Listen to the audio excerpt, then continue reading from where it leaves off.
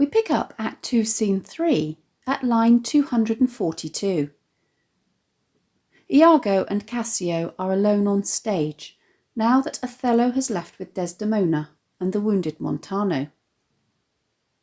Cassio, who has got himself embroiled in a drunken brawl, and has lost not only his position as Othello's lieutenant, but also his friendship, is understandably feeling very sorry for himself. When Iago asks him if he is wounded, he replies, "Aye, past all surgery, or beyond all medical help." Iago expresses concern that he should be so gravely injured, but it turns out that Cassio is referring to his reputation, which is now in tatters, leaving him no better than an animal. Reputation, reputation, reputation. Oh, I have lost my reputation.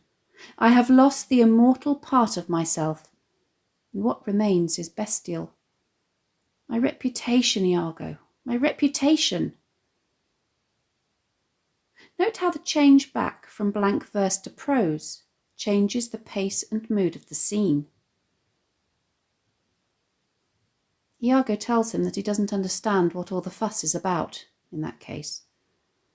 "As I am an honest man, I thought you had received some bodily wound. There is more sense in that than in reputation." He gently chides him for his self-pity and defeatism, reassuring him that a good reputation is overrated and essentially meaningless anyway. Reputation is an idle and most false imposition, oft got without merit and lost without deserving. Note the dramatic irony here, as Iago effectively acknowledges his own ill-deserved reputation as an honest man. It's interesting to observe that in Act 3, Scene 3, as Iago works Othello up into a frenzy of jealousy, he professes the exact opposite view, that a man's reputation is precious. It's a mark of Iago's skills as a manipulator that he is able to identify his target's vulnerabilities and, like a chameleon, change the colour of his opinions to suit his purpose. He tries to give him hope that there are ways to recover the general again. You are but now cast in his mood, a punishment more in policy than in malice, even so as one would beat a defenceless dog to affright an imperious lion. In other words, Othello has just made an example of him in anger in order to stamp his authority in his new role of governor. In fact, he actively encourages him to sue to him again, or appeal to him once more, as he is confident that he will take him back. Cassio, however, is reluctant to do this as he continues to beat himself up over his behaviour, which has been caused by the devil drink. He doesn't deserve to be taken back after what he's done, he moans. I will rather sue to be despised than to deceive so good a commander with so light, so drunken and so indiscreet an officer. Iago, clearly wanting to know how Rodrigo stage managed the fight, switches the subject of the conversation on to the mysterious man who Cassio chased into the guardroom. What was he that you followed with your sword? What had he done to you? Cassio has absolutely no idea because everything is a drunken haze. I remember a mass of things, but nothing distinctly. A quarrel, but nothing wherefore. And he once again complains about the evil that is drink. Oh God, that men should put an enemy in their mouths to steal away their brains, that we should with joy, pleasance, revel and applause transform ourselves into beasts.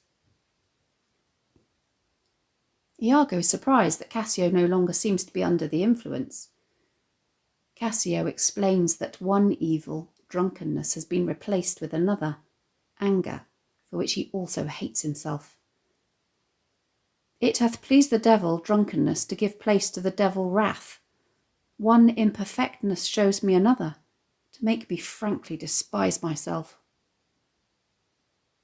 Iago pretends to feel sympathy for his predicament, telling him that it would have been better if it hadn't happened, of course. But he's being too hard on himself, and there's no point in crying over spilt milk. Cassio, in the depths of despair, responds that even if he were to ask for his position back, Othello's simple answer that he is a drunkard is conclusive, and it wouldn't matter if he had as many mouths as Hydra, the many-headed snake of classical mythology, to ask the same question. Such an answer would stop them all. He again laments the consequences of drinking too much alcohol. To be now a sensible man, by and by a fool, and presently a beast. Oh, strange, every inordinate cup is unblessed, and the ingredients is a devil. Iago tells him to stop blaming alcohol. Come, come, good wine is a good familiar creature, if it is well used. Exclaim no more against it. Of course, we always have to look very carefully at what Iago says, as he takes malicious pleasure in playing with words, making comments which mean one thing on the surface, but something entirely different if you are aware of his true intent. Here he seems to be suggesting that wine is a good familiar creature, or a friendly spirit, and there is nothing wrong with it if well used or drunk responsibly. A familiar, however, was also the personal devil servant of a witch who would do its mistress's bidding, and so we can also interpret this line as Iago secretly congratulating himself on his own skill in using it well to engineer Cassio's disgrace. Iago, dismissing all further talk of drink, now moves on to the next part of his plan. I'll tell you what you shall do. Our general's wife is now the general. In other words, Othello, because he is now head over heels in love with Desdemona, will do what she tells him, and so he encourages him to confess yourself freely to her. Importune her help to put you in your place again. She is so nice, he explains, that she won't be able to refuse. She is of so free, so kind, so apt, so blessed a disposition that she holds it a vice in her goodness not to do more than she is requested. This is probably what is most sickening about the character of Iago. Not only is he able to identify and prey on the weaknesses of the other characters, such as Rodrigo's gullibility, Cassio's short temper and susceptibility to alcohol, and later on Othello's insecurities and jealous nature, but he's also able to acknowledge the noble qualities that others have and use these against them to his own advantage. Iago has dropped the bait into the water and now has Cassio dangling securely on his hook. You advise me well, says a grateful Cassio. You're too kind, responds Iago with false modesty. I'm just saying it out of love and honest kindness. Cassio resolves to go betimes or early in the morning to beseech the virtuous Desdemona to undertake for me. Iago's work now done, he dismisses Cassio, saying that he must to the watch or go back on duty. With heavy dramatic irony, Cassio takes his leave. Good night, honest Iago. Iago is left momentarily alone on stage, and he reverts to blank verse for his soliloquy. Note his mock disingenuousness as he revels in the good advice that he has given Cassio. And what's he then that says I play the villain, when this advice is free I give and honest, probable to thinking, and indeed the course to win the more again? After all, he says, it's very easy to persuade Desdemona to do you an honest favour, and then for her to win the more, were it to renounce his baptism, all seals and symbols of redeemed sin. His soul is so infettered to her love that she may make unmade do what she list, even as her appetite shall play the god with his weak function. In other words, she has Othello wrapped around her little finger, to the extent that she could make him renounce his Christian faith, as well as such Christian tokens of redemption from sin, such as the sign of the cross, because he is so enslaved by his sexual desire for her. Again he asks, how does that make him a villain? There is, of course, much more to it than that. He argues that when devils will the blackest sins put on, they do suggest at first with heavenly shows, as I do now. While Cassio is pleading with Desdemona to repair his fortunes, and she for him pleads strongly to the Moor, I'll pour this pestilence in his ear, that the only reason she is trying to persuade him to reinstate Cassio is because she wants to have sex with him, and by how much she strives to do Cassio good, she shall undo her credit with the Moor. I.e., the more she tries to get Othello to think well of Cassio, the less he will think of her. In this way, Iago will turn her virtue into pitch, and out of her own goodness make the net that shall enmesh them all. Pitch is a black, tar-like substance that sticks to and stains everything with which it comes into contact.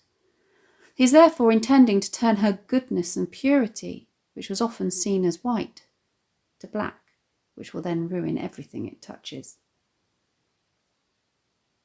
His musings are interrupted by a livid Rodrigo, who loudly complains in prose that almost all of his money is gone, and all he has to show for it is a severe beating. He has, however, learned his lesson, and he intends to return to Venice, poorer, but nevertheless wiser. Iago, maintaining the blank verse from his soliloquy, clearly still has a further use for him because he encourages him to stay, chiding him for his lack of patience. Thou knowest we work by wit and not by witchcraft, and wit depends on dilatory time. In other words, they are relying on cunning rather than magic, and that takes time to bear fruit. In fact, he says, it's all coming along rather nicely. Cassio may have beaten him, but the small physical hurt he has suffered has led to the much greater wounding of Cassio by his being cashiered, or dismissed. He tells him that the fruits that blossom first will be the first to ripen, and Cassio's dismissal is the first sign that their plans are working. He dismisses Rodrigo, telling him to content thyself a while, or just chill out for a bit and be patient, as thou shalt know more hereafter. It seems like Rodrigo may be reluctant to be fobbed off again, as Iago is compelled to shoo him off with the commands, "Away, I say," and "Nay, get thee gone." He does go, however, leaving Iago to make his immediate plans. 2 things are to be done. My wife must move to Cassio to her mistress. I'll set her on. Myself to draw the Moor apart and bring him jump when he may Cassio find soliciting his wife. Firstly, he needs to get his wife, Emilia, to make Cassio's case for reinstatement to Desdemona, and while she's doing this, he will get Othello alone so that he can get him to come upon Cassio asking Desdemona for this favour at precisely the right moment, presumably after he has primed him to see their interaction through the lens of a jealous husband. He closes the scene by declaring that time is of the essence, and so he must act immediately.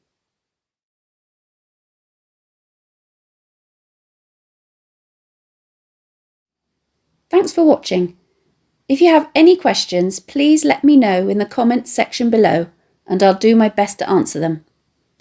Don't forget to subscribe to my channel for more videos on English language topics and exam techniques, and English literature texts.